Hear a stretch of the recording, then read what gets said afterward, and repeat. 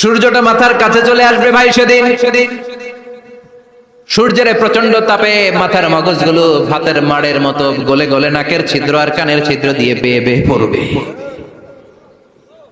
জিহ্বাটা তৃষ্ণায় বেরোতে বেরোতে নাভি পর্যন্ত এসে ঝুলে থাকবে কুকুরের মতো, ক্লান্ত শ্রান্ত ঘর্মাক্ত পেরেশান, বাঁচানোর কেউ নাই। মায়েশা জিজ্ঞেস করলেন, ইয়া রাসূলুল্লাহ, don't they feel any shy? Nobody belong any garment in their body, no dress in their body, তাদের দেহে কোনো ড্রেস নাই, পোশাক নাই। নবী রে, এতগুলো মানুষ উলঙ্গ, লজ্জা লাগবে না? বিশ্বনবী বললেন, আয়েশা তুমি লজ্জার চিন্তা করো, সেদিন বাবা ছেলেরে রেখে দৌড়ে। এ জমিন, তোমরা যারা জমিন ধ্বংস করে দিতে চাও, আমি আল্লাহ দেখতেছি কেমন গুনাহ হইতেছে।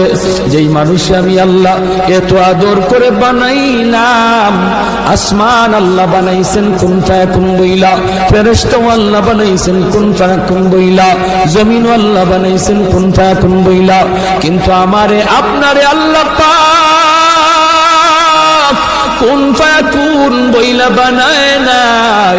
আমাকে আপনাকে যখন আল্লাহ বানাইছে, খালাকতু বিয়াদাইয়া, আল্লাহ বলে আমি আমার নিজের হাত দিয়া বান্দা বান্দিরে বানাইছি।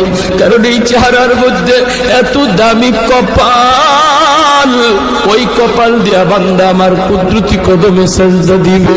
এই কপালটার এত দাম, এই কপাল কুন ফায়াকুন বললে হয় না, এই কপাল ফেরেশতাদের হাতে বানাইলেও হয় না, আমি আল্লাহ নিজের হাতে বানাইছি।